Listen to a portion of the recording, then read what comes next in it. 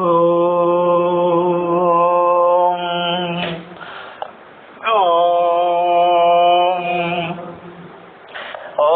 సహనావతు సహనౌ భునక్తు సహ వీర్యం కరవావహై తేజస్వినావధీతమస్తు మా విద్విషావహై. ఓం శాంతి శాంతి శాంతి. హరి ఓం. శ్రీ గురుభ్యో నమః. హరి ఓం. ఓం శృతిస్మృతిపురాణానాం ఆలయం కరుణాలయం నమామి భగవత్పాదం శంకరం లోకశంకరం. శంకరం శంకరాచార్యం కేశవం బాదరాయణం సూత్రభాష్యకృతౌ వందే భగవంతౌ పునః పునః. ఈశ్వరో గురురాత్మేతి మూర్తిభేద విభాగినే వ్యోమవద్వ్యాప్తదేహాయ దక్షిణామూర్తయే నమః. హరి ఓం. శ్రీ గురుభ్యో నమః. హరి ఓం. తత్సతు.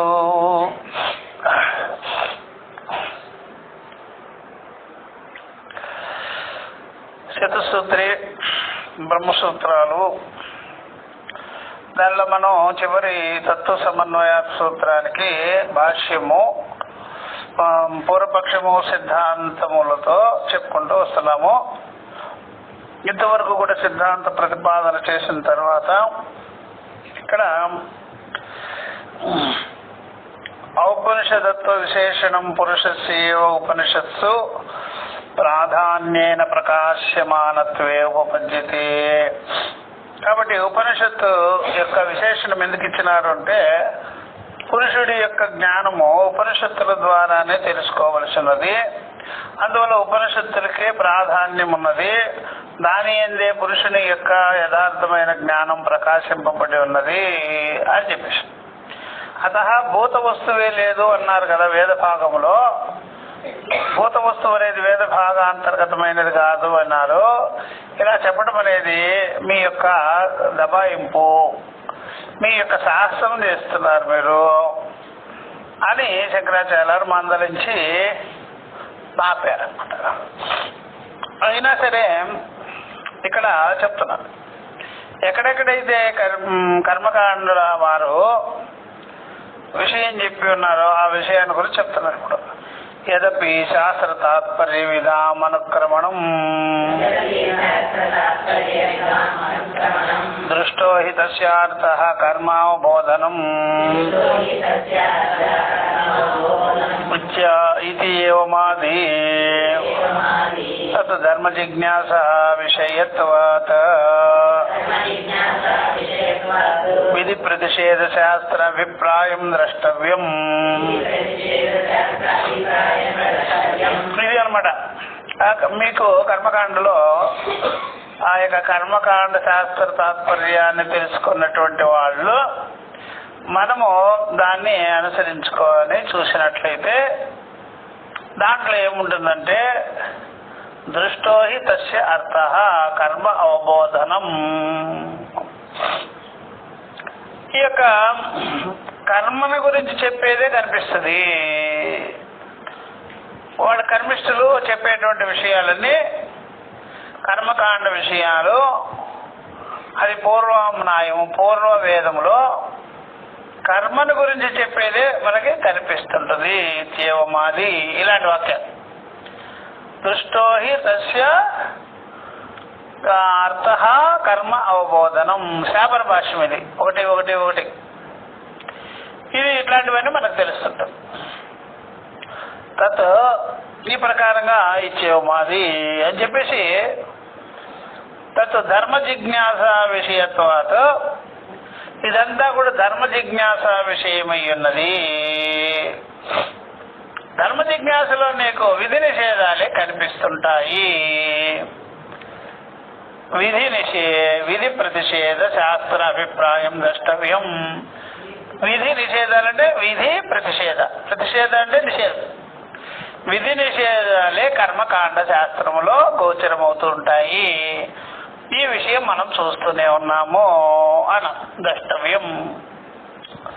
అపిచ అంతేకాదు, ఇంకా చూడు, ఆమ్నాయస్య క్రియార్థత్వాత్ అనర్ధక్యం అదదత్తానాం ఇది ఏతత్ ఏకాంతేన అభ్యుపగచ్చతాం భూత ఉపదేశానాం అనర్ధక్య ప్రసంగః. అంతేకాదు ఇంకను ఆమ్నాయస క్రియార్థత్వాత్, ఆమ్నాయము వేదము, ఆమ్నాయం మీన్స్ వేదం, వేదమంతా కూడా క్రియాపరమైనది. క్రియార్థత్వాత్ క్రియల గురించి చెప్పేది వేదమంతా. అట్లాగా క్రియాపరమైనది లేకపోతే, చెప్పకపోతే, అట్లా మీరు తెలుసుకోకపోతే దానికి అర్థమే లేదు. క్రియాపరమైనదిగా ఉంటేనే అర్థం. వేదం క్రియాపరమైనది కానిచో అది వ్యర్థం, వ్యర్థమే లేదు. అదర్థానం అనర్థక్యం. ఆ క్రియాపరమైన అర్థం లేకపోతే వ్యర్థము. ఇది మీరు అన్నారు మాట. ఇట్లా ఒక్కసారిగా చెప్తే ఎట్లాగా? మొత్తం వేదమంతా క్రియాపరమైన అలా చెప్పరాదు. ఇది ఇది ఏతత్ ఏకాంతేన విభగచ్చతాం. ఇది ఒక్కసారిగా మీరు ఇలాగా చెప్పడం అనేది తగదు, సరైనది కాదు. ఎందుకని? భూత ఉపదేశానాం అనర్థక్య ప్రసంగాత్. ఇక్కడ భూత ఉపదేశం ఉంటుందయ్యా, సిద్ధోపదేశము. సిద్ధమైనటువంటి జ్ఞానాన్ని గురించి చెప్పేది ఉంటుంది. సిద్ధమైనటువంటి జ్ఞానాన్ని గురించి చెప్పేటువంటి శాస్త్రం ఉంది, అదంతా వ్యర్థమైపోతుంది మీరు చెప్పేది. ఇంకా అందువల్ల భూత ఉపదేశానాం అనర్థక్య ప్రసంగ. సిద్ధమైనటువంటి వస్తువు అంటే జ్ఞానము, బ్రహ్మ, ఆత్మ, ఇది సిద్ధం అనమాట, సిద్ధమైన విషయము. అర్థమైందా? ఇప్పుడు ఎవడైనా వెలి మాటలు చెప్తుంటారు, సిద్ధగురు అంటే సిద్ధగురు అంటే అర్థం ఏంటంటే గప్షప్పును ఉండాలి అంతే.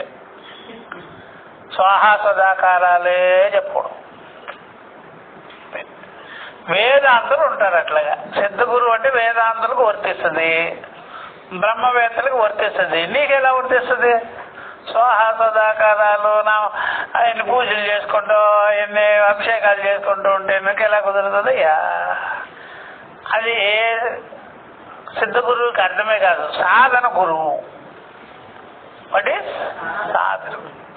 సిద్ధ సంసారులు ఎవరున్నారు? ఉంటారు. ఎవరు కనేయడం, ఆ పిల్లల్ని వీళ్ళకి చేయడం. ఎవరు? ఆడపడుచులకి, వాళ్ళకి పెంచంటారని. పాలు ఇవ్వవి అంటే అమ్మ నేను సన్నబడిపోతానని డైరెక్ట్ పాలు తగ్గించేసేయటం. వాళ్ళే సిద్ధ సంసారాలు అంటారు. కనడము ఈజీగా కనేసింది, నొప్పులే. కోసేమంది కోసేసిన డాక్టరు.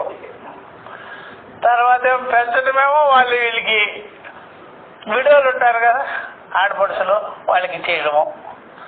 ఇంటి నిండా ఉంటారు కదా, పూర్వం ఉండేవాళ్ళు కదా, వాళ్ళు పెంచేసుకుంటారు. నీకేం పనే? వాళ్ళకి తినడము, టీవీ దగ్గర కూర్చోవటము. ఇది సిద్ధ సంసారి అంటారు. సాధన సంసారి కాదు. 3 అన్నం పెట్టాలంటే పాలేరులు ఉన్నారు, డైనింగ్ టేబుల్ దగ్గర కూర్చుంటేదారు వాడు పెట్టేస్తుంటారు. చాలా ఇళ్లలో ఇదే జరుగుతుంది. నేను బుట్టాయిగూడెం పోయినానా, అక్కడంతా కాపులు పెద్ద పెద్ద వాళ్ళు, 100 ఎకరాల వాళ్ళకి.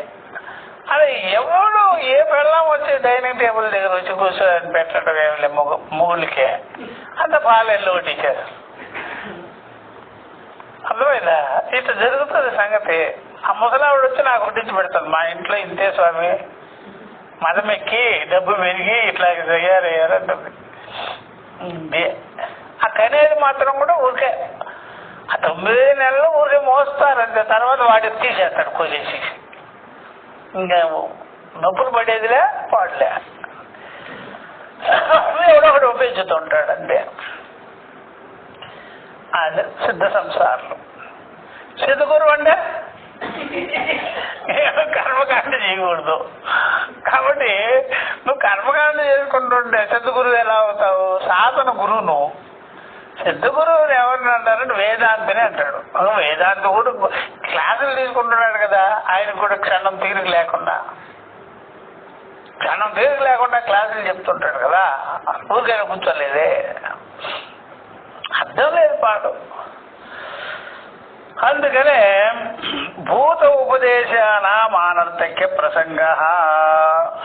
నువ్వు కేవలము కర్మకాండని ప్రతిపాదన చెయ్యాలి వేదంలో, అదే ఉంటది అని చెప్పేవే కరెక్ట్ కాదు. సిద్ధమైనటువంటి బ్రహ్మాత్మ ఏకత్వ జ్ఞానాన్ని, తత్వమసి అని చెప్పిన సిద్ధం కదది.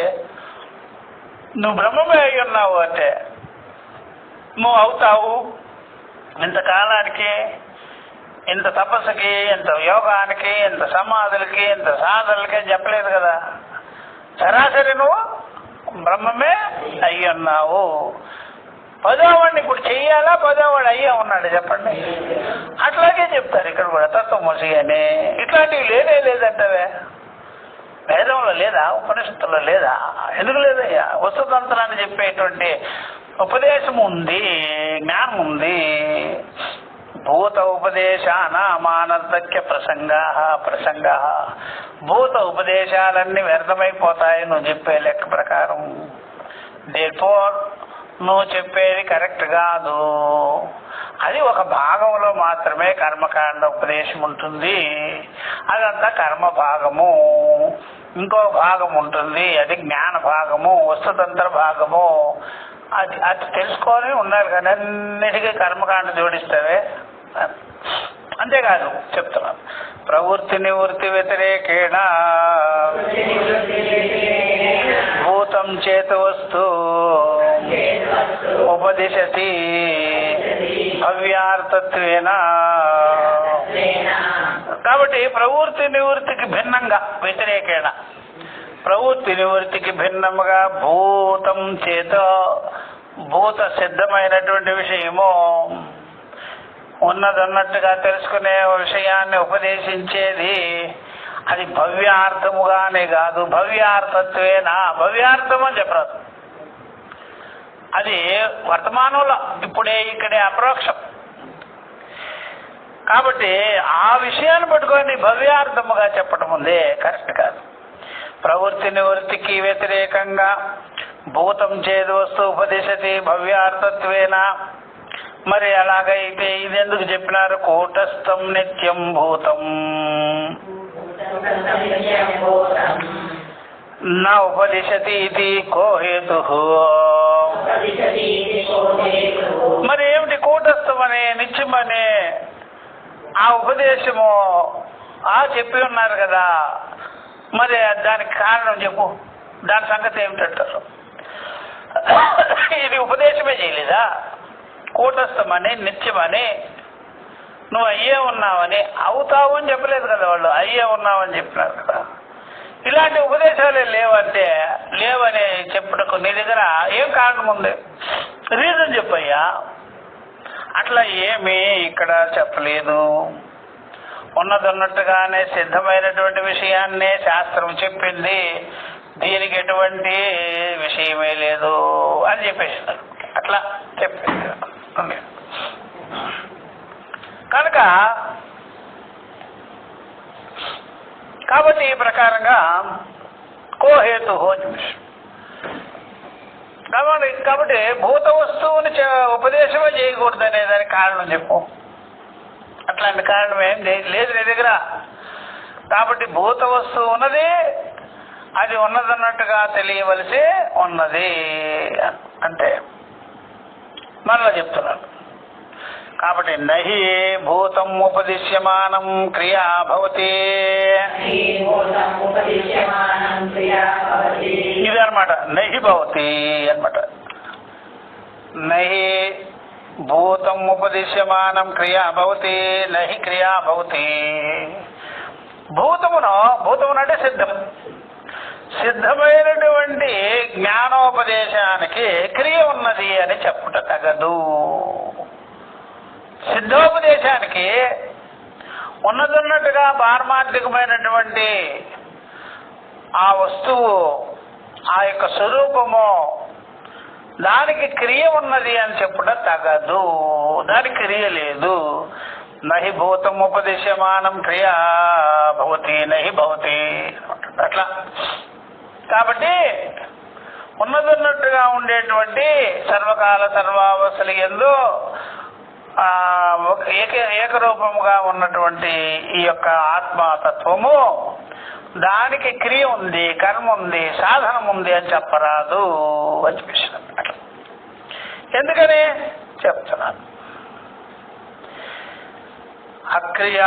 అక్రియాత్వేపి భూతస్య క్రియాసాధనత్వాత్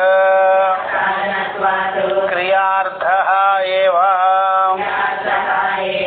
భూత ఉపదేశః ఇతి చేత్ నైష దోషః. అక్రియార్థమైనప్పటికీ కూడా భూత వస్తువు, భూతతత్వము, సిద్ధమైన తత్వము క్రియాసాధనత్వాత్ క్రియాసాధనమయ్యున్నది, క్రియాపరమయ్యున్నది. భూత ఉపదేశము అటవా నా ఏష దోష, దీంట్లో దోషం లేదు. అట్లాగా దాంట్లో క్రియ ఉన్నది, క్రియా నిర్వర్తక పైన భూత ఉపదేశ ఇది చేత. అందువల్ల క్రియలే లేదు భూత వస్తువునకు. క్రియాసాధనత్వాతో క్రియాసాధనమైనవన్నీ క్రియాపరంగా ఉంటుంది. భూత ఉపదేశము అనేటువంటిది క్రియలు లేనిది. అక్రియార్థత్వేపి అంటే దోషమేమి లేదు. క్రియలు ఉండేదానికి క్రియలు ఉంటుంది, క్రియలు లేనిది క్రియలు ఉండదు. అది ఎట్లాగా చెప్తున్నాడు. క్రియార్థత్వేపి క్రియా నిర్వర్తన శక్తి మత వస్తుపదిష్టమేవా.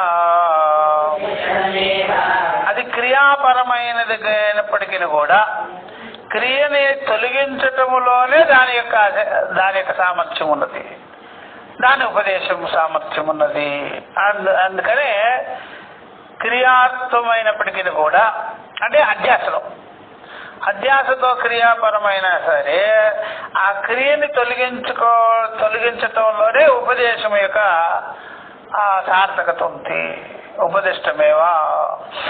అందుకని ఇక్కడ ఏం చెప్తున్నారంటే క్రియాపరమైనదంతా కూడా దానికి ఒక ప్రయోజనం ఉంటుంది. క్రియార్థత్వంతో ప్రయోజనం తస్య. దేనికి క్రియలు ఉంటాయో, కర్మ ఉంటుందో దానికి ప్రయోజనం ఉంటుంది. నచ ఏతావత వస్తు అనుపదిష్టం భవతి నచ భవతి అని అనమాట. కాబట్టి ఇంత మాత్రానికి వస్తువుని ఉపదేశించినట్టు కాదు. కాబట్టి దేనికి క్రియాపరమున్నదో దానికి ప్రయోజనం ఉంటుంది. అందువల్ల క్రియాపరం ఉండాలి అని చెప్తావా, అది కరెక్ట్ కాదు. అన్నిటికీ ప్రయోజనం ఉండాలి అనే రూల్ ఏమీ లేదు. జ్ఞానం కలిగించుకోవాలి. జ్ఞానం కలిగించుకోవడము దాంట్లో ఏం ప్రయోజనం అంటే నీకు కనిపించే ప్రయోజనం ఉండదు. దానిలో అధ్యాస నివృత్తే ప్రయోజనం, అజ్ఞాన నివృత్తే ప్రయోజనం. ఇది నామ ఉపదిష్టం కిం తవ తేన స్యాదితి ఉచ్యతే. ఒకవేళ ఆ రకమైనటువంటి ఉపదేశం చేయడం బట్టి నీకేం కలుగుతుంది? సిద్ధ వస్తువుని, ఉన్నదన్నట్టుగా వస్తువుని, సత్య వస్తువుని, పారమార్థికమైన వస్తువుని నువ్వు ఆత్మే అయ్యున్నావు, బ్రహ్మమే అయ్యున్నావు అని ఆ ఉపదేశం చేస్తే నీకేం ప్రయోజనం కలుగుతుంది? ప్రయోజనం ఉండాలి కదా అంటారు. అందుకని చాలా మంది ఏమనుకుంటారు, బ్రహ్మ విద్యకి ప్రయోజనం ఏముంటుంది? అర్థమైందా? అది వాళ్ళకి ప్రత్యక్షాది ప్రమాణాలు కావాలి కదా. క్రియా విషయాలు అయితే ప్రత్యక్షాది ప్రమాణాలు కదా. అది కూడా ఒక రకం నమ్మిక. వస్తుంది, చేస్తే మంచిది అని. అట్లా ఇక్కడ ఉండదు. ఇక్కడ ఏంటంటే అజ్ఞానం దొరుకుతుంది. అజ్ఞానం తొలిగేది మన అనుభవంలో రాదు. ఎందుకని రాదు అంటే అజ్ఞానంలో ఉండి అనుభవించేటప్పుడు సుఖ దుఃఖాలు ఉంటాయి. అజ్ఞానం తొలగిపోయేటప్పటికి సుఖ దుఃఖాలు లేవు అనే అనుభవము మనకి రాదు. ఎందుకంటే సుఖ దుఃఖాలు లేనిదే కదా మన ఆత్మ. మళ్ళీ అది ఎందుకు అనిపిస్తుంది? సుఖ దుఃఖాలు లేవు అని చెప్పదు. అది సుఖ దుఃఖాలు ఉన్నవి అనేది ఎవరు? జీవుడు, సంసారి, మడ. సుఖ దుఃఖాలు లేవు అనేది ఎవరికి? మరి అది చెప్పదన్నమాట. ఎందుకని? అదే సుఖ దుఃఖాలు లేదు కదా, మరి అది ఎందుకు చెప్తుంది? అది సుఖ దుఃఖాలు లేవనే. సుఖ దుఃఖాలు లేవని కూడా చెప్పేది ఎవరు? జీవుడే చెప్పాలి. మరి సుఖ దుఃఖాలు లేవని జీవుడు ఎలా చెప్తాడు? సుఖ దుఃఖాలు ఉన్నాయని చెప్తాడు. అర్థమైందా? సుఖ దుఃఖాలు లేవని జీవుడు చెప్పడు. ఎందుకని? జీవుడు అంటేనే మరి సుఖ దుఃఖ రహితమైనటువంటి జ్ఞానము ఏదైతే ఉందో అది ఆత్మజ్ఞానం. మరి సుఖ దుఃఖాలు నాకు లేవు అని చెప్పడు ఆయన. ఎందుకని? అది నిత్యమే కదా. కాబట్టి తత్కాలంలో సుఖ దుఃఖాలు అనేది ఆత్మయందు లేదు అనేది కూడా అవిద్య విషయమే. అజ్ఞానంలోనే అది కూడా. నిజానికి జీవుడు జీవత్వం తొలగేటప్పుడు సుఖ దుఃఖాలు లేవు అని తత్కాలంలో తెలుస్తుంది అంతే. నిజంగా ఆత్మస్వరూపంలో సుఖ దుఃఖాలకి అవకాశమే లేదనమాట. ఎప్పుడు సుఖ దుఃఖాలు లేనివాడు. సుఖ దుఃఖాలు లేనివాడు సుఖ దుఃఖాలు లేవని చెప్పడు. ఉన్నాయని ఎందుకు చెప్తాడు? కాబట్టి నేను ఆత్మస్వరూపుణ్ణి అంటాడు. నా స్వరూపమే ఆత్మ స్వరూపము, జీవుడు కాదు, సంసారి కాదు. ఆ మాట చాలు. అది అర్థమేదా? అట్లా. అందుకని ఇక్కడ ఒకవేళ ఉపదేశం చేసినట్లయితే నీకేం కలుగుతుంది? బ్రహ్మాత్మ ఏకత్వ జ్ఞానం ఉపదేశం చేస్తే నాకేం కలుగుతుంది అంటే అవిద్య నివృత్తమైంది. అవిద్య నివృత్తమైంది అనే విషయం కూడా ఆత్మ చెప్పదు. మళ్ళా అర్థమేదా? జీవుడు కూడా అవిద్యలోనే ఉంటాడు కదా. అవిద్య నివృత్తి అనే మాట కూడా క్షణకాలమే చెప్తాడు. మళ్ళీ ఇంక చెప్పడు, వాడే ఉండడుగా. అందుకనే ఎప్పుడైనా సరే అవిద్య తొలగింది అనే మాట కూడా అవిద్యలోనే అంతర్గతం. మరి యథార్థ జ్ఞానం తెలిసిన తర్వాత అవిద్య తొలగింది అనే మాట చెప్పడం. ఎందుకని? అవిద్య లేదు కదా ఎప్పుడు. అట్లా. కాబట్టి ఉచ్యతే ఈ విషయంలో చెప్తున్నారు. అనవగత ఆత్మవస్తు ఉపదేశస్య తథా ఏవ భవితుమర్హతి. కాబట్టి ఆ విషయంలో చెప్తున్నారు. అనవగత ఆత్మ ఉపదేశస్య, అవగతంగా అనేటువంటి ఆత్మ ఉపదేశము అది అలాంటిదే అవుతుంది. అవగతమే కాదు, అనవగత ఆత్మ ఉపదేశస్య, అవగతంగా అనేటువంటి ఆత్మ ఉపదేశము కూడా అది అలాంటిదే అవుతుంది. ఎట్లాగా చెప్తున్నాడు. తది అవగత్య,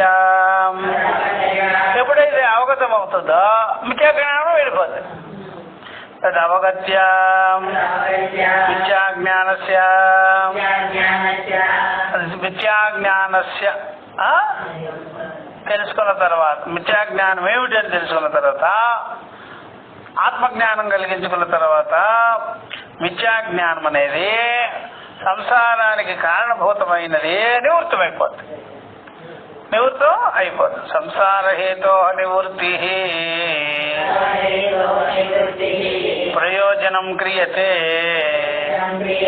అది అవిద్యా నివృత్తి అవడమే ప్రయోజనం. అవిద్యా నివృత్తి అయిన తర్వాత స్వస్వరూప జ్ఞానం కలిగి ఉంటాం కదా, అక్కడ మనకు సుఖ దుఃఖాదులు అవి వాటి విషయమే చెప్పడిక. మామూలుగా ఉంటాడు. సుఖ దుఃఖాలు ఉండేవాడు ఏం చేస్తాడు? అందువల్ల ఎవరికి అజ్ఞానం ఉందో వాడు సుఖ దుఃఖాలు చెప్తారు, ఎవరికి అజ్ఞానం లేదో వాళ్ళ సుఖ దుఃఖాలు చెప్పరిక, ఆ విషయాలే చెప్పరిక, కామ్గా ఉంటారు. అట్లా చెప్పరు. సుషుప్తిలో ఎలాగైతే మనకు లేదో అలాగే లేదు ఇక్కడ. అలా చెప్పడిక సుఖ దుఃఖాల విషయమే మాట్లాడటం. అందువల్ల తదవగత్య మిథ్యాజ్ఞానస్య సంసారహేతో నివృత్తి. ఎప్పుడైతే ఆత్మజ్ఞానం కలుగుతుందో మిథ్యాజ్ఞానమైనటువంటిది సంసారానికి కారణమైనది నివృత్తి, అదే ప్రయోజనం. నివృత్తి ప్రయోజనం క్రియతే ఇది అవిశిష్టార్థం. ఇది అవిశిష్టం అర్థవత్వం. అవిశిష్టం అంటే విశిష్టమైనది ఏం కాదు, ఉన్నదే. అవిశిష్టం అర్థవత్వం క్రియా సాధన వస్తు ఉపదేశేన. ఏదైతే మనకి ఈ క్రియా సాధనలు, వాటి ఉపదేశాలు ఇవన్నీ కూడా ఉండనిగా ఉండనే ఉండవు. అవిశిష్టం అర్థవత్వం ఇంకేమీ ఉండనే ఉండదు. క్రియా సాధనలు కానీ వాటి యొక్క ఉపదేశాలు కానీ ఉండదు. దీనినే గీతలో అక్కడ యదా తే మోహ కలిలం బుద్ధి వ్యతితరిష్యతే తదా గంతాస నిర్వేదం శ్రోతవ్యస శ్రోతవ్యస విన్నవి అవి చేస్తుంటాడు. ఇక వినేదానికి చెయ్యాలనుకుంటాడు, ఇంకా విని చెయ్యాలి, అవేం ఉండదు అనమాట. విన్నవి చేస్తున్నాడు, ఇంకా చేయవలసిన వాటికి వినాలి, చేయవలసిన వాటికి వినాలి, అట్లా అవేమి ఉండదు అనమాట. అపిచా ఇక్కడ చెప్తున్నారు, అంతే కదయ్యా ఇంకనో తెలుసుకోవాల్సింది అని చెప్తున్నారు.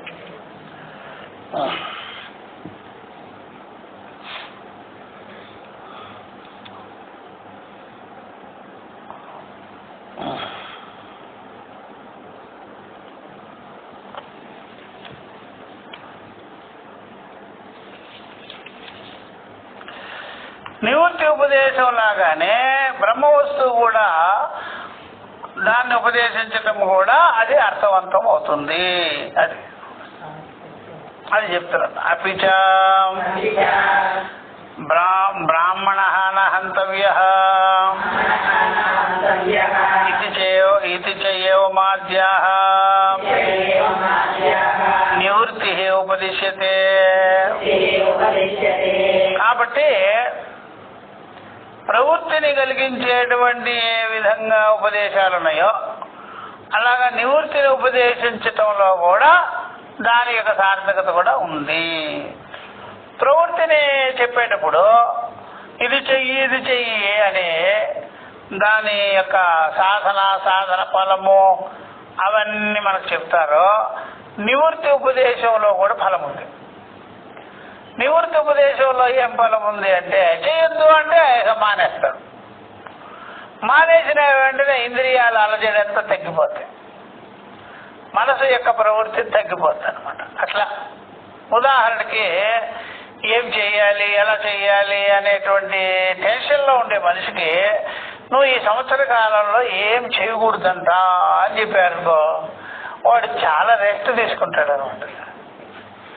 సంవత్సర కాలంలో నువ్వు అసలు ముట్టుకునే పనే లేదు, ఏది ముట్టుకున్నా నీకు మంచిది కాదంట, అది నీ జాతక రీత్యా నీ యొక్క నక్షత్రం బాగలేదు అని చెప్పేటప్పటికి అబ్బా కాశీ యాత్ర చేయొచ్చయ్యా అనుకుంటాడు.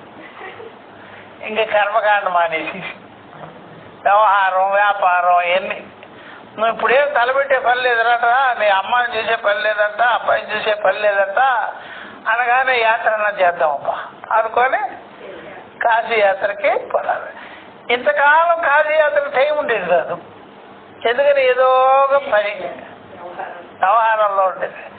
ఇప్పుడు సంవత్సరం కాలం నువ్వేం తలపెట్టద్దు అని చెప్పేటప్పటికి కాశీ యాత్ర గుర్తొచ్చింది. అర్థమైందా? అట్లా నివృత్తి ఉపదేశంలో కూడా లాభం ఉందయ్యా. నువ్వేం లేదనుకుంటావు. సర్వేంద్రియాలు ఏమవుద్దంటే షట్టర్ డౌన్ చేసుకొని కూర్చుంటాయి, కామ్ అయిపోతారు. అందువల్ల మీకు ఆ టెన్షన్ అనేది అట్లా అది అనమాట. నివృత్తి ఉపదేశంలో అజ్జయిద్దు ఇజ్జయిద్దు అనగానే టెన్షన్ ఎక్కడ ఉంటుంది?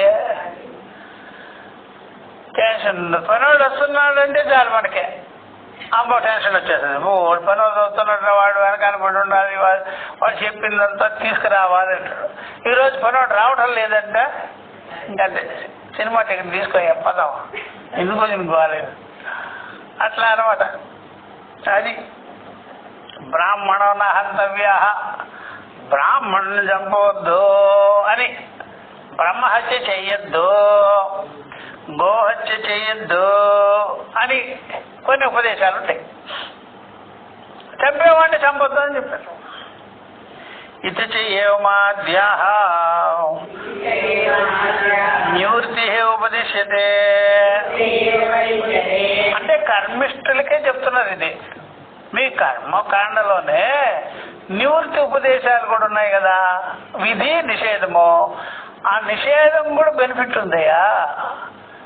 ప్రవృత్తిలో ఇది చెయ్యి అన్నప్పుడు నీకు ఏ విధంగా అయితే ఫలం కొరకు చేస్తావో, చెయ్యొద్దు అనే దానిలో నీకు కూడా ఫలం చూసుకోవచ్చు. సైలెంట్గా ఉంటావు, నిశ్శబ్దంగా ఉంటావు, మనసు చంచలాన్ని కలిగి ఉండదు, టెన్షన్ ఉండదు. ఇక అది కూడా ఫలమే కదా. ఇది చేయమాధ్యాహ నివృత్తి ఉపదేశతే అనమాట. అందుకనే ఇది వరకు మనకి కోవిడ్ వచ్చినప్పుడు చూసారా, వాతావరణం అంతా పొల్యూషన్ లేకుండా అయిపోయింది దెబ్బకి. అప్పుడు ఈ చెట్లన్నీ ఆనందపడిపోయినాయి. ఒక్క సంసారం ఏదో తిరగటం లేదు అని ఎంత హాయిగా ఉందో. వెహికల్స్ రన్ కావటంలే, పొగలు రావటంలే, అన్ని చెట్లు గిట్లు అన్ని, నదులు కూడా ప్రసన్నత అయిపోయినాయి. చూసారా, పొల్యూషన్ లేకుండా పోయారు. అంటే మనుషులు తిట్టుకునేవి అనమాట. అవన్నీ నదులు తిట్టుకునేవి, చెట్లు తిట్టుకునేవి, మనుషులు లేదచ్చే దరిద్రం. అదేదా గౌసేపు అదే అనమాట నివృత్తి. సరే, ప్రవృత్తిలో ప్రకృతి అలజడి వచ్చేస్తుంది, ప్రకృతికి కాలుష్యం. నివృత్తిలో శాంతుడు అంటారనమాట. అది చెప్తున్నాడు. ఇది చేయమాద్యాహ నివృత్తి ఉపదిశ్యతే. ఇలాంటి వాక్యములున్నాయి కర్మకాండలో, నిషేధ వాక్యములు కొన్ని చెప్తారనమాట. అది తినద్దు, ఇది తినద్దు, అలా చేయొద్దు, ఇలా చేయొద్దు అని. సో ఎప్పుడైతే కార్తీక మాసం వస్తుందో ఈ యొక్క బకరీలు ఉన్నాయి కదా, గొర్రెలు, అవి సంతోషిస్తాయి. అబ్బా ఒక్కడు కూడా నా కట్టి వేసేదానికి సాహసం చేయడం లేదు. వీడు మొల్లాగాడు వేసేదానికే చూస్తాడు, కొనేవాడు లేదుగా. వాడేం చేస్తాడు, తొరకోడు రెడీగా ఉంటాడు, కత్తికి పదులు పెట్టి. వాడు వేసినాడు, వాడు తినుకోవాలండి. ఎందుకని ఒకటి తినేవాడు లేడు. అట్లా అనమాట. సంతోషం వాటికి. కార్తీక మాసం వచ్చిందా అన్నాడు. వచ్చింది. అలాగైతే మా పని హ్యాపీ. కోళ్ళు హ్యాపీగా ఉంటాయి, గొర్రెలు మేకలు హ్యాపీగా ఉంటాయి అనమాట. అట్లా ఏం పండగ. అందువల్ల ముసల్మాన్లకి ఇట్లాంటి పండుగలు లేవు. ఉన్నాయా? నాన్ వెజ్ వెజిటేరియన్ పండుగ లేదు అసలు. అర్థమైందా? అందుకని మనం ఒక రూల్ పెట్టుకోవాలి. ఇప్పుడు హలాల్ మేము తినము అని. మనం హలాల్ లేకపోతే వాళ్ళు ఎలా తినరు, మనం కూడా హలాల్ లేకపోతే తినము అని పెట్టుకోవాలి రూలు. ఒక్క సిగ్గు లేదు ఒకటికి కూడా. హిందువులకే అమ్మవారికి ఇస్తేనే తింటామని చెప్పాలి. మహాకాళి అమ్మవారికి ఈ నైవేద్యం పెడితేనే తిందామని ఒక్కటి చెప్పుడే. ప్రతి ఒక్కడు కూడా హలాల్ సర్టిఫికేట్ తీసుకునే ఉంటాడు, హలాల్ రాసుకుంటుంటాడు. ఆ డబ్బంతా టెర్రరిస్టులకు పోతాయి, మనకు తెలియటం లేదు. హలాల్ సర్టిఫికేట్లు ఎందుకో? ప్రతి ఒక్కడు హోటల్ వాడు కూడా హలాల్ చేయబడింది అని చెప్పి రాస్తాడు. బిర్యానీ హలాల్ చేయబడింది అని అంటాడు. హలాల్ అంటే ఏంటి అసలు అలాంటే మనకు తెలిసిపోతుంది కదా. ఇంగులు ఇట ఉమ్మి టూ అనేసి పోతాడు వాడు. నీ ఇదివరకు మంత్రాలు వేసుకునేవాళ్ళు ముసల్మాన్ల దగ్గర పోయి తెలిపే కోళ్ళు ఉంటే ఇట్లాంటి పనులు చేసి వాడు ఏం చేశాడు, మన ముఖం మీద టూ అని వస్తాడు.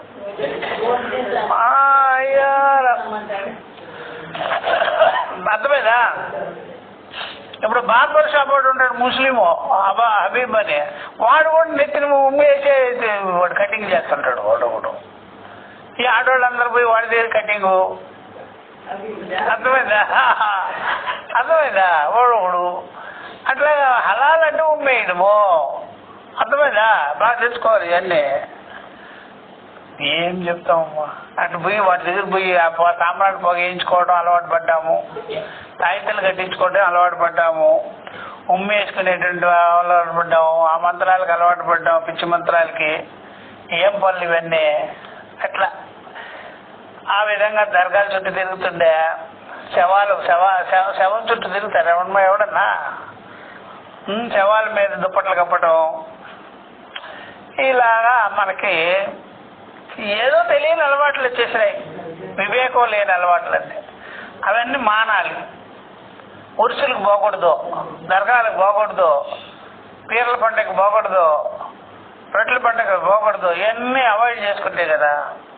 హలాల్ చేయబడిన చోట తీసుకోకుండా ఉండాలి మనము. నిషేధం అంటే నిషేధమే. వాడు నిషేధం చెప్పడం మనం నిషేధం చెప్తాం. మేము హలాల్ తినరా, మా అమ్మవారు కోపపడుతుంది అని. అందువల్ల కాకులలో బెటర్గా ఉన్నారు. దుర్గామ్మవారిని పెట్టి కోసుకుంటారు. ఇక్కడ కాకులలో దుర్గామ్మవారి ఫోటో పెట్టుకొని కోసుకుంటారమ్మా, పంచుకుంటారు. మరి వాడుకుండే తెలివితేటలు మనకు లేదేంటి? నువ్వు తినాలి అన్నప్పుడు కోడైనా సరే నువ్వు తినాలి అనుకుంటే నువ్వు అమ్మవారికి ఇచ్చుకొని తింటురా, మంచిదేమో. అక్కడ అమ్మవారే కాసుకోండి, దానికోసం శివుడు కాసుకోన్నాడు, విష్ణువు కాసుకోండి. నాకొద్దా ఇగో అలాంటి దానికేమో కత్తి పెట్టుకోవాలి అలవాటు. అర్థమైందా?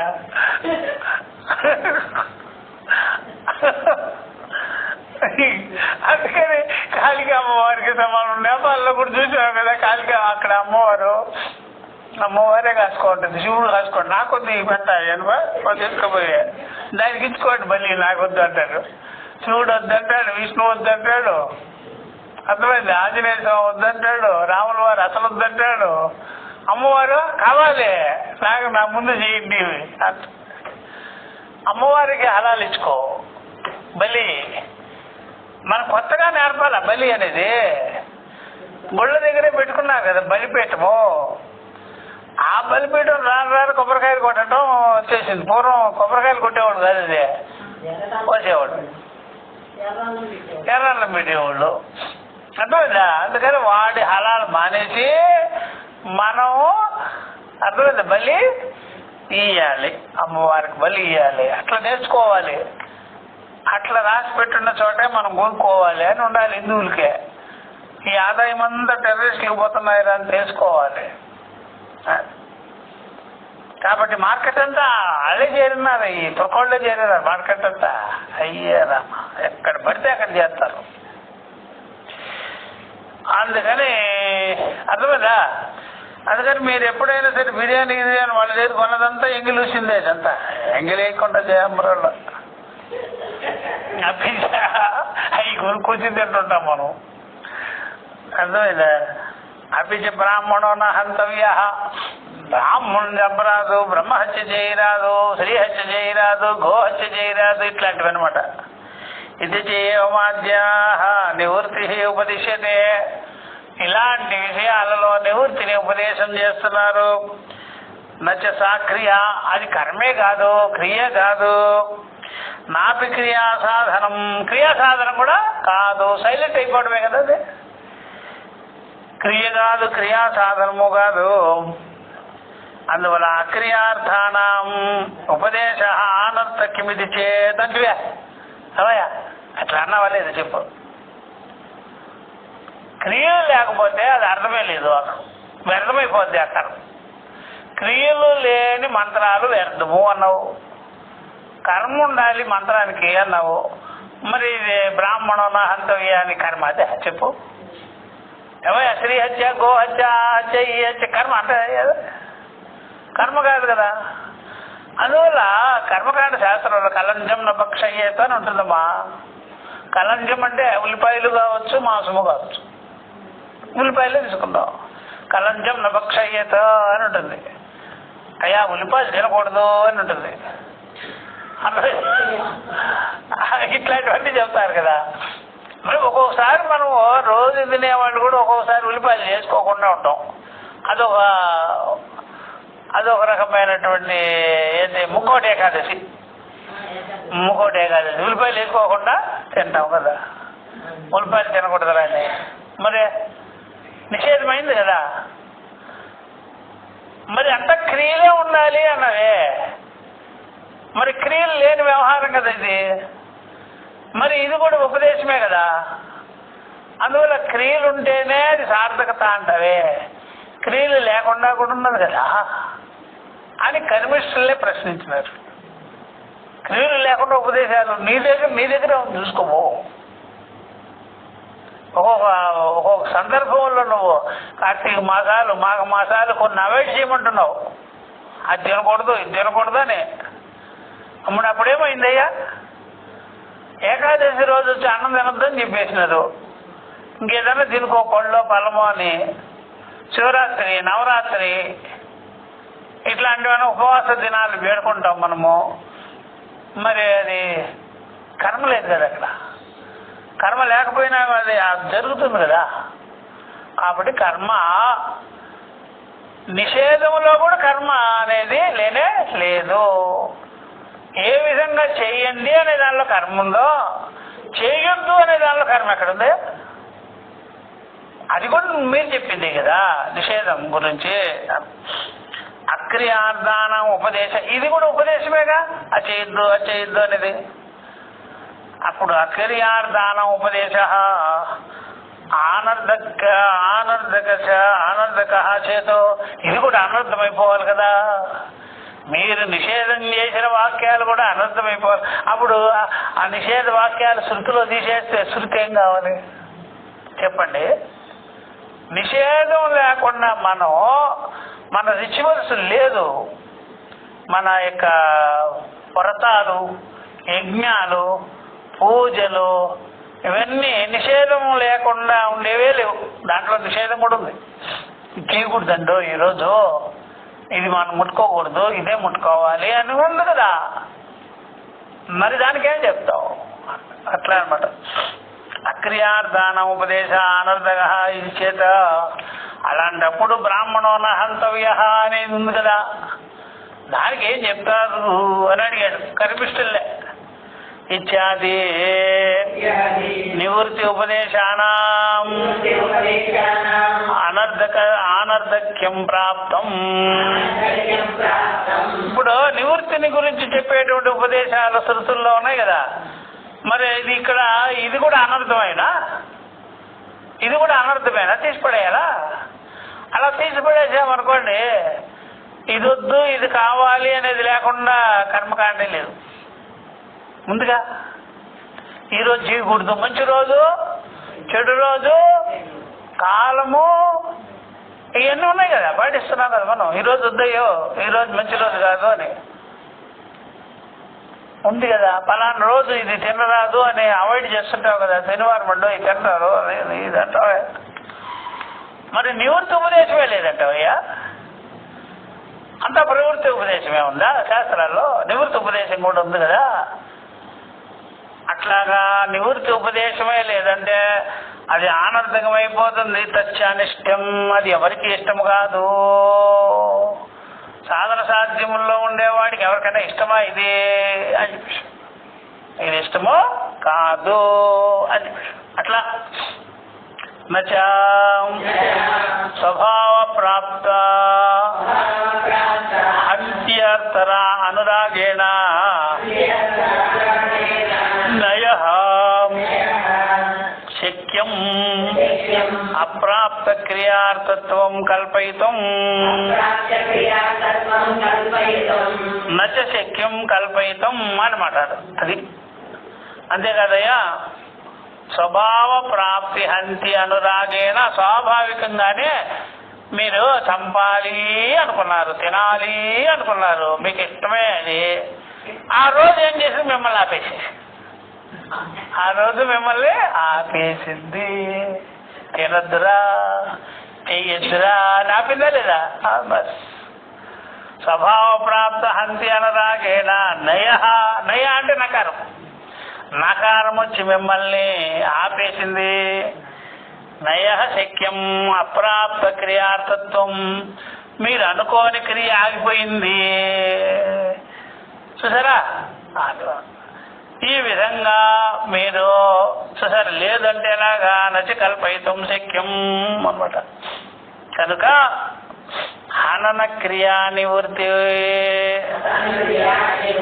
ఔదాసీన్య వ్యతిరేకేణ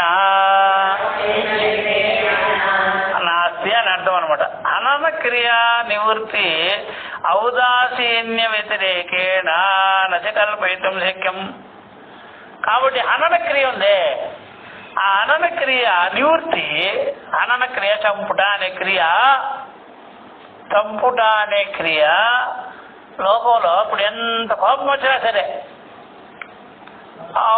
కొన్ని చేయకూడదు అంటాం కదా, వెంటనే దాని దగ్గరికి ఆగిపోతాం. చంపకూడదు, అయ్యో అలా చేయకూడదు, ఇలా చేయకూడదు అని. అప్పుడు ఉదాసీనత తప్ప ఇంక వేరే గతి లేదు. ఉదాసీన సైలెంట్ అయిపోతారు మీరు. కాబట్టి ఈ హనన క్రియ నివృత్తి అది ఉదాసీనాన్ని కదా కలిగించేసింది, ప్రవృత్తిని కలిగించలేదు కదా. ప్రవృత్తి సైలెంట్ అయిపోయింది కదా. అదేనయ్యా నకారం యొక్క స్వభావం. నయస్యేష స్వభావ అని చెప్పేసి, నకారానికి ఉండే స్వభావం అదే. చేయొద్దు అన్నప్పుడు చేయకుండా ఉండాలి అనమాట. చేయొద్దు అన్నప్పుడు చేయకుండా ఉండాలి అనమాట. మీకు ఎంత చూస్తారా, మీకు మంచి కూర రెసిపీ చేసుకోవాలని కూర్చున్నారు, ఫ్రిడ్జ్లో పెట్టుకునే తింటుంటారు. ఎప్పుడు 2 రోజులు 3 రోజులు తింటారు కూడా. సాంబారో ఏ పచ్చడో ఏదో పెట్టుకొని. అప్పుడే సూర్యగ్రహణం వచ్చేసి, చంద్రగ్రహణం వచ్చేసింది. అర్థమైందా? పని అమ్మాయి కూడా అట్లాంటిదే. అమ్మో మేము తినమమ్మో గ్రహణం వస్తాయి అని చెప్పింది. అప్పుడు నువ్వేం చేస్తావు? పని తినలా, నువ్వు తినలేకుండా పోయావు. ఇది నకారం వచ్చిందా లేదా? నకారం వచ్చేసి, ఈ నకారం వచ్చేటప్పటికి ఏమైంది? పని తినడం మానేసి. చూసారు, నయ్యలో నకారంలో అంత పవర్ ఉంది. మిమ్మల్ని ఉదాసీనం చేసి పడేస్తుంది, సైలెంట్ చేసేస్తుంది. మరి ఇప్పుడు చెప్పండి అయ్యా, అంత ప్రవృత్తే ఉందంటే ఎట్లా కుదురుతుంది? శాస్త్రంలో ప్రతిదీ ప్రవృత్తే ఉంది, చేయమనే ఉంది అని. ఇప్పుడు మీరు నకారం పెట్టేసినారు కదా, నిషేధము ఆగిపోయిందా లేదా పని? మరి అట్లా అనద్దు. అట్లాగే మా బ్రహ్మ విద్యలో కూడా వస్తుతంత్రం ఇది, నిత్య శుద్ధ బుద్ధముక్త స్వరూపము. దానిలో చేసేది ఉండదు, తెలుసుకునేదే ఉంటుంది. కర్మ లేదు ఇక్కడ అని కర్మిష్ఠులకి సమాధానం చెప్పేదానికి వాళ్ళ యుక్తినే వాళ్ళకి పెట్టినారు. చూడండి, నీ మైండ్ చూసుకో. నకారం వచ్చినప్పుడు నీ మైండ్ ఎంత చల్లబడిపోద్దో పని ఆగిపోతే. అట్లా అందుకనే ఈ ప్రకారంగా నయశ్చయేష స్వభావ. నకారానికి నయ అంటే అర్థమైంది నకారం. నకారానికి ఏష స్వభావ, ఇదే స్వభావం. పని ఆప్ చేయడం, ఉదాసీనంగా ఉంచేయడం, ఉదాసీనంగా ఉంచేయడము అన్నమాట. యత్ స్వసంబంధిన భావం బోధయతి.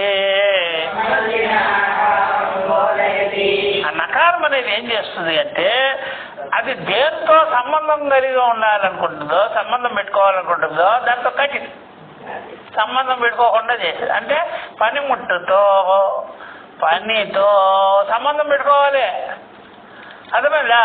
అట్లా తాళం తీసుకున్నాడు, బండి ఎక్కుతున్నాడు, ఇదే మంచి రోజు కాదంట ఈరోజు, యమగాండం అంట.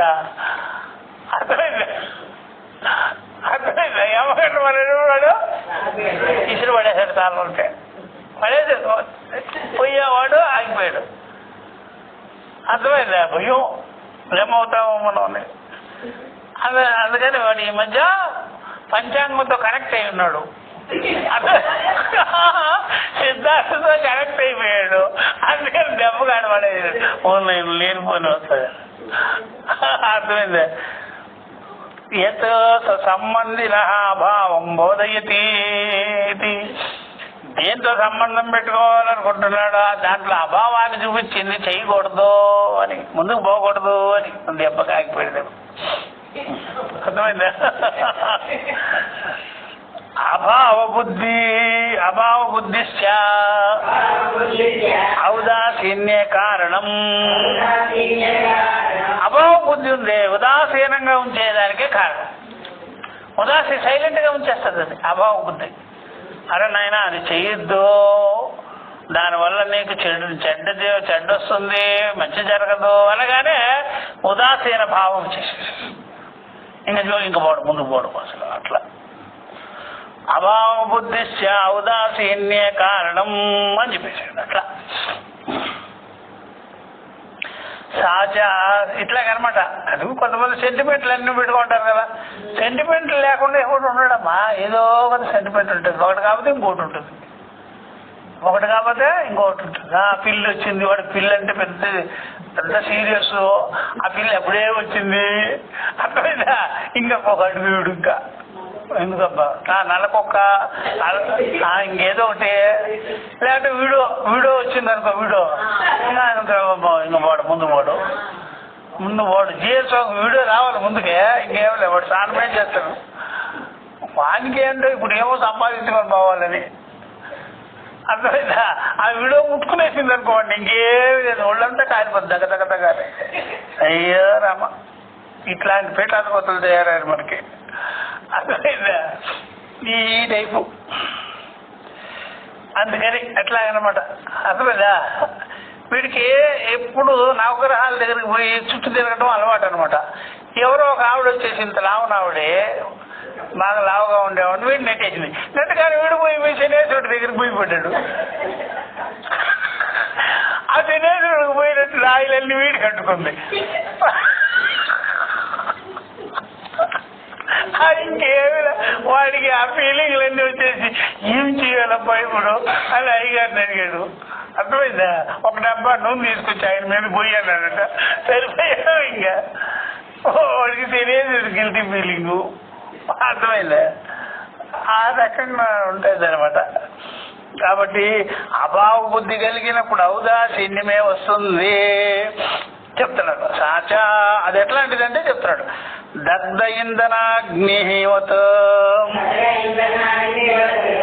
స్వయమేవ ఉపశామ్యతే.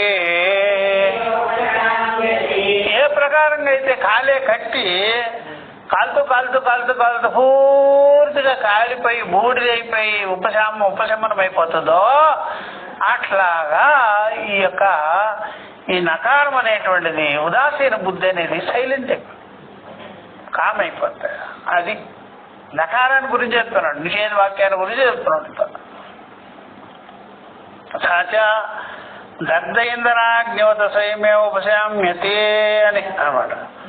దగ్ధ ఇంధనాగ్నివత కాలేటువంటి కట్టే స్వయంగా కాలి బూడిదైపోయి మాయమవుతుందో అలాగా అయిపోతుంది ఉపశామ్యతే. తస్మాత్ ప్రసక్త క్రియా నివృత్తి ఔదాసీన్యమేవా బ్రాహ్మణో న హంతవ్యః ఇత్యాదిషు ప్రతిషేధార్థం మన్యామహే. తస్మాత్ ప్రసక్త క్రియా నివృత్తి ఔదాసీన్యమేవ అని చెప్తున్నాడు. తస్మాత్ కనుక ప్రసక్త అంటే ఇప్పుడు ఈ వచ్చి పడింది క్రియా నివృత్తి వాక్యము. క్రియా నివృత్తి పదం వచ్చేసింది, క్రియా నివృత్తి మంత్రం వచ్చింది. ఈ క్రియ చేయరాదు అని వచ్చింది, ఈ క్రియని చేయకూడదు అని క్రియ వచ్చింది. క్రియా నివృత్తి కలిగింది, క్రియా నివృత్తి అయిపోయింది, చేయొద్దు అని. అప్పుడు ఉదాసీన భావం వచ్చేసింది మనసులో. ఇంద్రియాలన్నీ చప్పబడిపోయినాయి, కర్మేంద్రియాలు కూడా అంతే, సైలెంట్ అయిపోయాడు. క్రియా నివృత్తి ఔదాసీన్యమేవా బ్రాహ్మణో నహంతవ్య. ఈ రకమైన మంత్రం ఉంది, బ్రాహ్మణుని చంపరాదు, ఓహత్య చేయరాదు, ఫలాన్ని చేయరాదు, ఫలాన్ని తినరాదు అని చేసింది. ఫలాన్ని చోటకి వెళ్ళరాదు. ఎన్ని పనులు చేస్తున్నాం మనం, లేదంటే ఎలా కుదురుతుంది? చాలా చాలా చేస్తున్నాం కదా. వాస్తు విషయంలో చేస్తుంటివి, ఎన్నో విషయాల్లో చేస్తుంటివి, ఎన్నో రకాలు ఎంత ఉంటాయి జనాల్లో. ఈ ప్రాంతం పోకూడదంట అంటే పోడు, ఇక ఈ ప్రాంతం పోడు చెప్పేసి ఉంటారు వాళ్ళు. ఈ ప్రాంతంలో బంగారు నిధి ఉంది అంటే ఇప్పుడు పోవా, అప్పుడు బాగుంటాయా? తర్వాత వీధి సోలు అంటాడు, రోడ్డు సోలు అంటాడు, అది అంటాడు, ఇది అంటాడు, తలకాయ అంటాడు, దక్షిణానికి వెళ్ళకూడదు, రోడ్డు సోలు అంటాడు. రోడ్డు వచ్చి సరాసరి ఇంటి మీదకి వచ్చి రోడ్డు ఏం చేస్తుందా? మనుషులైతే ఏమన్నా చేస్తారు, రోడ్డు ఏం చేస్తుంటారు? నిన్న వచ్చి అదే భూమి కట్టుకోనుంది రోడ్డు, నిన్నేం చేసేది ఇప్పుడు? ఇట్లాంటివన్నీ కలిగి పెట్టుకొని ఉంటారు వీళ్ళు. అది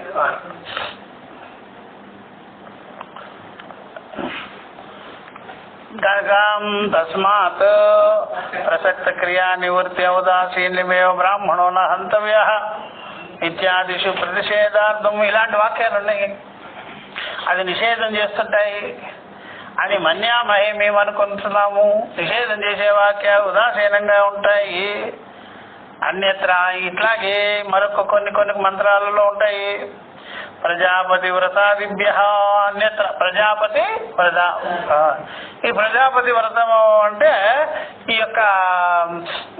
యొక్క సూర్యోపాసన చేసేవాళ్ళు ఉంటాయి కదా, సప్తమి, రథసప్తమి ఇట్లాగా చేసేవాళ్ళు ఉంటారు కదా, అదే త్రిమూర్తి ఉపాసన.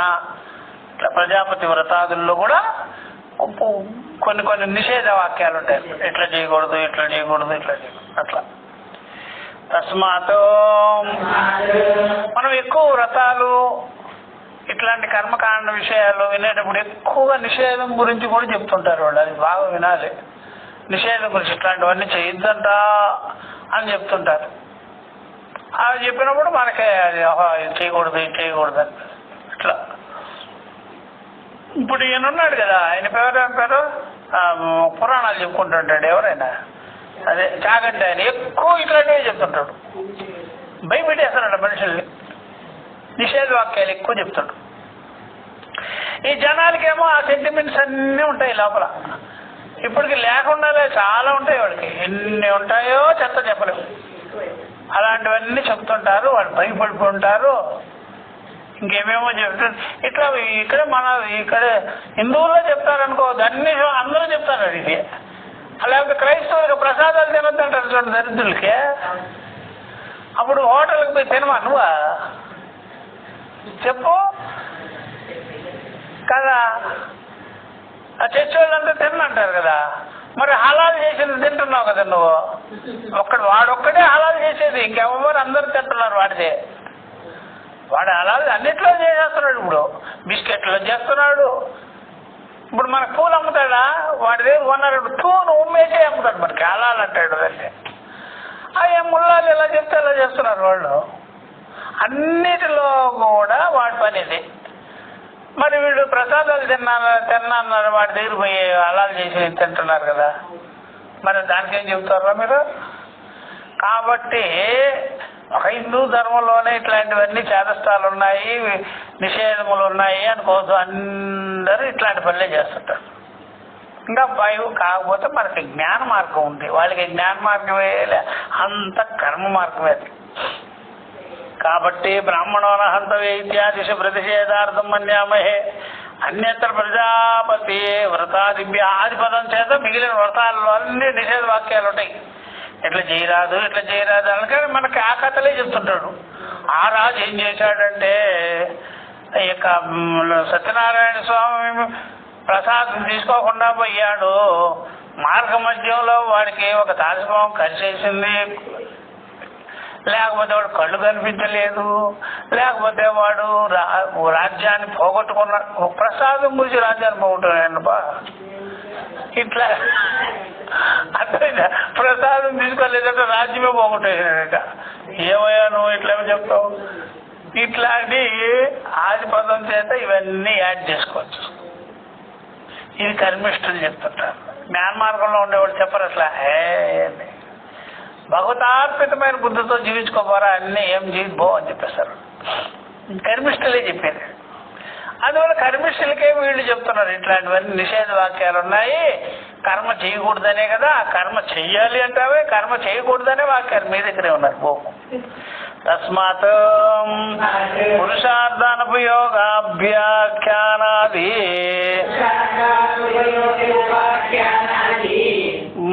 భూతార్థవాద విషయమానార్థక్య అభిధానం ద్రష్టవ్యం.